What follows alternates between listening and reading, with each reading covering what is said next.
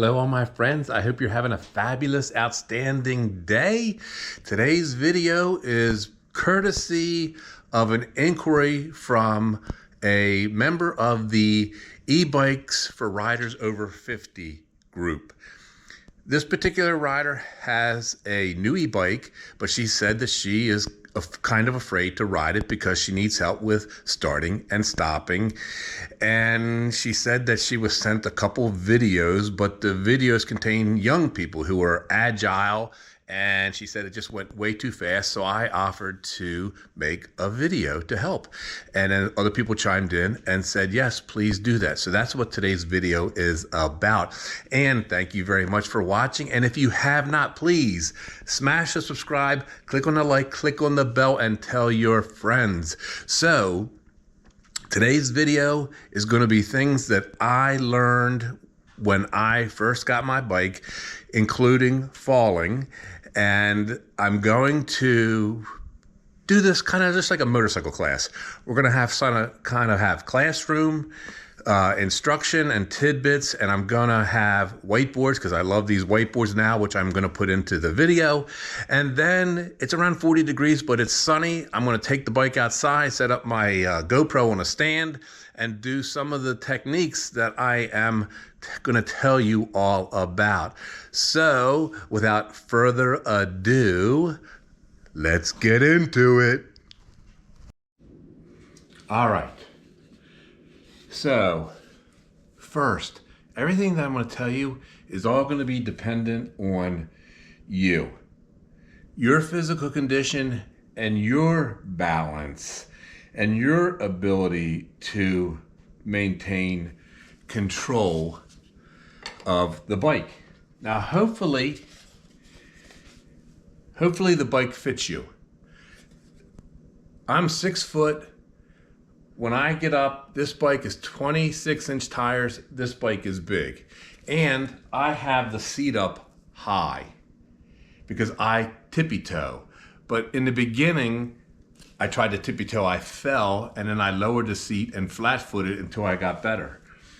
So common principles are when you're first starting out, practice, practice, practice, but lower the seat so you can get both feet on the ground until you're comfortable with the bicycle weight and size. E-bikes are typically 70, 80 pounds or more, sometimes lighter, sometimes more, much different than a regular bicycle, so it takes practice. You need to use both brakes. I use both brakes to get on the bike, which I'll show you, and I use both brakes to stop. I do not turn the bike on until I'm sitting on the bike, because depending on what kind of bike you have, if that bike's turned on, as soon as you touch those pedals, if you don't have the brake on, it'll take off. So I don't turn the bike on until I'm sitting on the bike. Even now that I've had this bike since September of 2023, I have about almost 500 miles on it. I still use the throttle from a start, whether it's a sightseeing stop and I'm starting up, or whether it's a stop sign or a traffic signal, I always throttle to get started. I always have the pedal at the 1 p.m., 2 p.m. position so that when I start, this is like a traditional bicyclist. When I start, I'm pushing that pedal and the throttle, pushing the pedal and the throttle. On hills, which I practice, I lean forward. If it's a steep hill, I will literally lean forward onto the front of the bike. I will have one brake on, and then I'll have the throttle. I have a twist throttle. So whether it's a twist or a finger, I recommend that you have it pushed down, and then as soon as you release that brake, the bike will start going. So you'll start moving forward. Why do that? Because there's this crazy principle that this Sir Isaac Newton guy discovered called gravity. And when you're on a hill, gravity wants to pull you backward. And gravity wants to pull you down. So you need momentum to get started. So I have the throttle on, brake pulled, let go of the brake, and I'm automatically taking off with the throttle, and then I start to pedal. The one particular poster said, you know, how do you stop? How do you avoid things? Look ahead, look ahead, look ahead, look ahead. Just like driving a car. You're looking ahead. You're looking into the turn. You're using your periphery. You're looking peripheral vision. You're looking at the sides to see what's going on. I made a video about defensive riding techniques that go into this in more detail that you could look at. You're always looking ahead. So you don't want to stare at the screen. You don't want to stare at the phone. You don't want to stare at your gear shifts. And this all comes from practice, practice, practice, practice, practice, practice, practice. And so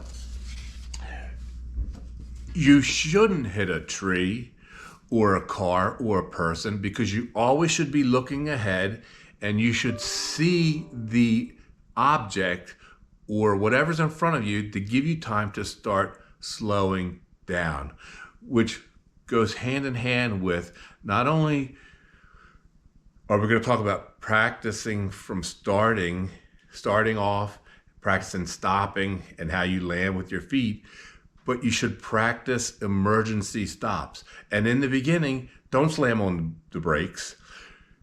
Your front brake is typically on the left-hand side for an e-bike, rear brake on the right. Use them both. Your front brake has more stopping power, but use them both. So when you're starting to practice your quick stops, your emergency stops, grab them forcefully, don't slam them, and get used to how you're stopping, because you still need to practice putting your feet down. So once you practice stops, emergency stops, after a while, you'll be able to squeeze the brakes even harder and stop even in a shorter distance. But it's all about baby steps. And I recommend that you practice on a street where there's no traffic, or a parking lot, school parking lot, church parking lot, somewhere where there's not a lot of cars, and you can practice stopping and starting. When I first got my bike, I'd only gone about 20 miles. I stopped in a church parking lot overlooking the water and just mesmerized by how beautiful it was. I got on the bike and then I started off, and I tried to take a 2-mile-an-hour turning radius.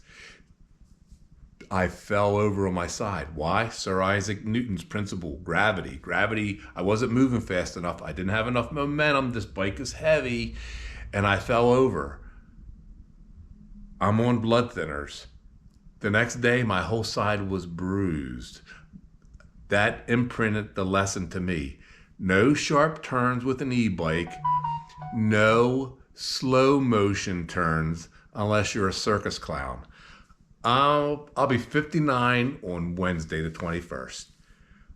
I am no circus clown. I was never a circus clown, and I'm definitely no circus clown now. So no sharp turns. Keep the momentum going. If you're on a ride and there's sharp turns or switchbacks, there is nothing wrong with stopping, getting off that bike, walking through that turn, and then getting on the bike. Which leads me to this. Until you are agile, till you are more used to the bike, do not get on the bike on uneven ground or on hills. Try to get on level ground to get on the bike until you practice. All right, so getting on the bike depends on what kind of bike you have. Do you have a step through bike, or do you have a step over? This is a step over bike. I'm going to show you how I get on this bike. If you have a step through bike, you step in front of the seat and then you get up onto the seat. If you have a step over, you're going to see me lift my fat butt and leg over the back to get onto the seat. In the beginning, lower your seat. My seat here is high. For purposes of our demonstration, I'm going to lower it here. Lower your seat so that when you first start practicing, you can put both feet down at stops and you'll take off with both feet on the ground. When I get on the bike, I hold both brakes. I hold the front and rear brake pedals. I lift up the I kick up the kickstand, and then holding both brakes so the bike does not move, then I swing my leg over and get on the seat. It's all about practicing. Remember, no sharp turns, no slow turns, level ground getting you on. So, when you take off, both feet are on the ground, use your throttle, and then after you get going and get some momentum, then you can pick up your feet, put them on the pedals, and start going. When you're going to stop, start to slow down. You can take your feet off the pedals, and when you come to a stop, your feet will be right there on the ground. And that's how you can start practicing. If you want to pedal like a traditional bike, which is what I do, I now have my seat at tippy toe, but I've practiced doing it. So when I take off, I'm leaning a little bit to the left with my left foot on the ground and my right foot on that pedal at the 1 o'clock position. Give it some throttle and I pedal, take off. When I stop, that pedal on the left-hand side is like at the 6 o'clock position. And as I come to a stop, my left foot leaves that pedal, touches that ground, and my bike is leaning a little to the left. I then adjust the pedals with my right foot to kick that pedal into that 1-2 p.m. position so that I throttle and I take off. But that all took practice. I saw somebody post that you should stand in front of the seat, give it throttle, and then the seat will come underneath you. That's stupid. Don't do that. You should, in the beginning in particular, you should be on the seat, and if you can't tippy toe, flat foot. On the seat, flat foot, give it throttle. All you gotta do is pick up your feet like when you were a little kid, and then get going. And once you get going with the throttle and you have your balance, then you can worry about putting your feet on the pedals and start to go. If you have to use a throttle all the time for whatever reason, who cares? Some people don't want to pedal. In the beginning, when this seat's low, it would hurt my knees to pedal. So I would never keep the seat low so I could flat-foot it anymore. But if that's what you need for whether it's 5 miles of practice, 10 miles of practice, or forever, who cares that you don't pedal and you just use a throttle? Just getting out on an e-bike is super health food for the body, for the mind, for the soul. So whether you're a throttle person all the time, or whether you're a pedal person all the time, or whether you're a mixture of those two, who cares? It's all about you. You be you, and you let whoever be whoever they want to be. So now I'm going to show you how I get on my bike. All right, I'm 6 foot, and you see how big this bike is. And I just lowered the seat from where I normally have it. I normally have it up here. 6 foot, 32-inch inseam. Getting on this bike, I grab the front brake left, I grab the right, and then I swing my leg over. And I still have both brakes pulled. I still have them both compressed. And now I'm flat-footed.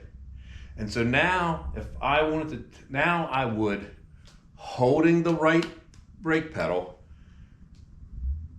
turn the bike on my left hand, and you can see you can see the brake light flashing. My bike has brake lights.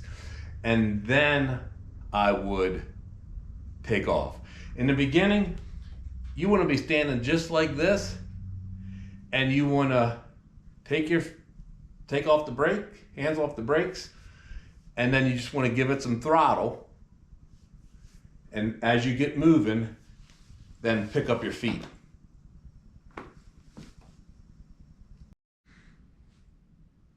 When you come to a stop,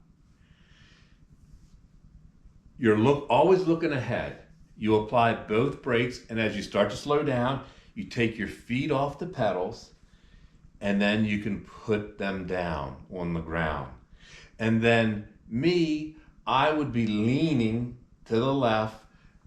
My left pedal is already at 6 o'clock, and then I lean to the left, and I kick this pedal around, and I move it with my foot to this 1 o'clock position, so my leg is just like this. And then when I take off, I release the brakes, give it throttle, and then I push the pedal and I start pedaling. For you just starting off, you can keep the pedals however you want, that's comfortable for your position. You can have them 50-50. I say still have the right one a little bit at 6 or 7. Brakes on, give it a little bit of throttle, take off. Slowing down because of a stop, both brakes on, feet off the pedals, flat foot. And then when you get off the bike, turn off the motor, grab both brake levers, and then swing around, and then kickstand. Still holding the brake so the bike doesn't move. I'm holding the front brake, then I put the kickstand down. My bike's in a stand now, which is why I'm not using the kickstand. Getting it on, if this was a step through, same principle. You can hold both brakes, step through, get on the seat. You hold the brakes so the bike does not move and doesn't shift on you. I always try to time traffic lights so that I can catch them green. If I have an intersection where I have to stop, I will always be vigilant about cars in the intersection. And if I have a clear line of vision and there's no cars at that stop signs, or coming up, I won't even stop. I'll just keep going because I don't want to stop. I don't want to have to put my feet down. It's all practice, So you want to try to look ahead, think about what you're going to do, think about how you have to do it. Now, I'm going to open up the garage, we're going to go outside, and we're going to try to do some real life so that you can see. All right, this is how I get on my bike, and this is what you should be working on, whether it's a step through or step over. The only difference will be you'll be stepping in front of. But I grab the left brake. I get on the bike the same way that you're supposed to get on the horse. At least I think you are, from the left side. And I'm right-handed. I grab the left brake so the bike won't move. I hold onto the seat. Kickstand up. I grab the right brake. I swing my leg over. And now I'm on the bike. Still holding onto the brake levers so the bike does not move. Then I turn on the power. And if you're just starting out, feet flat on the ground, and then all you got to do is you just give a little bit of throttle.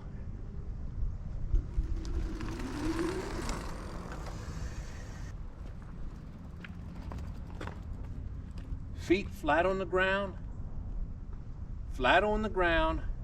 give it some throttle to take off, and watch, I just lift up my feet.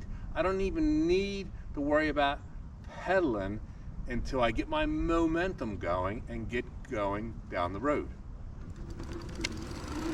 Pedal.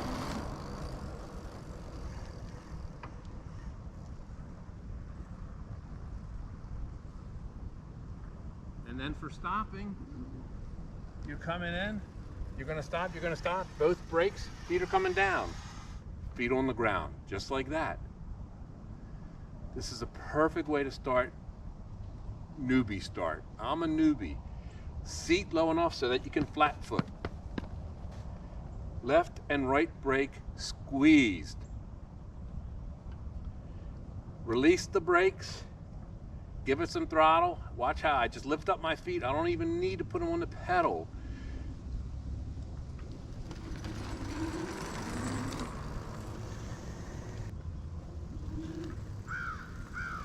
Feet are on the pedals. I'm coming to the stop. Slowing, slowing, slowing. Feet down. Both feet. Left and right brake. Holding them both. Feet on the ground. Give it some throttle to take off. My feet don't even need to touch the pedals right away.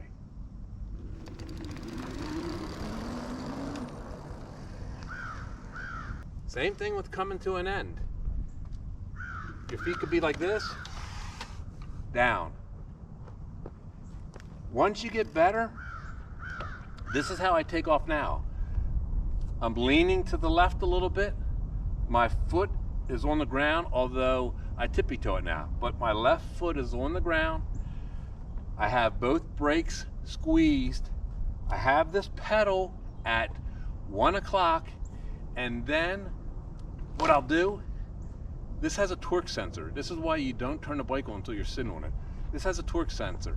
Any pressure on that pedal will make that bike jump. So you don't release the brake pedal until you're ready to go off. I have my foot on the pedal, and I give it some throttle, and I pedal at the same time.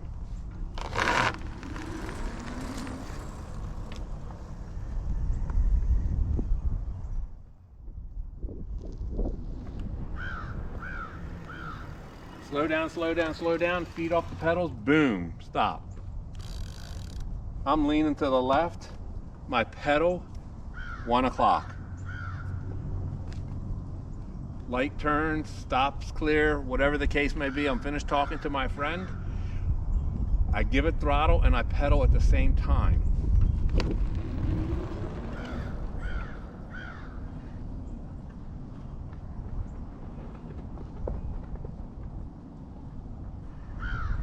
Coming to a stop, both brakes, feet down. And that's what you practice. That's what you practice. Keep that seat down low, flat-footed until you get good, but you just take off with the throttle. Now, if your bike does not have a throttle, then you have to perfect, you have to work on pedal at 2 o'clock, and then instead of using the throttle to take off, you have to perfect that push off and just start moving your legs right away. I personally think throttle bikes are easier to ride, especially if this was a steep hill. If this was a steep hill, I'd be flat-footed. I'd be leaning in like this over top. I'd be holding my left brake, not my right brake, and I'd have the throttle turned. I'm turning that throttle now, but the bike's not going because it's a disconnect. When you press the brake levers, the throttle doesn't work. I'd be turning that throttle, and then as soon as I could go, I release the brake, and then I immediately take off. Again, practice. Start on a small hill. If you don't have any hills, you don't have to worry about it. If you have hills, you start on a small hill. Seat low so that you can always put your feet down so you don't fall. All right, I hope you enjoyed that video. I hope you got something out of it. Please tell me in the comments if you liked the video, if you thought the video was helpful. If you want me to make more videos, give me some more topics, and please smash the subscribe, click on the like, click on the bell, tell your friends. I have some good tips. I have a video about defensive bike riding to check out. I also have a video on e-bike warranties, which is consumer protection oriented. And then I have other bike videos too. So I hope you got something out of it. Thank you again. I love you all. See ya! This is a small hill. So this is my driveway. This is how I do hills.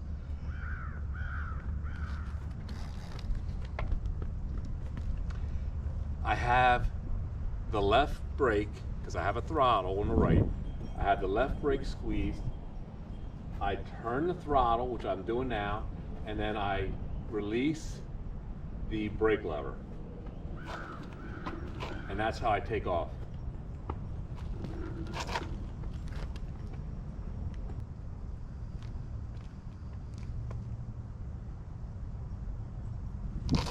Just like that.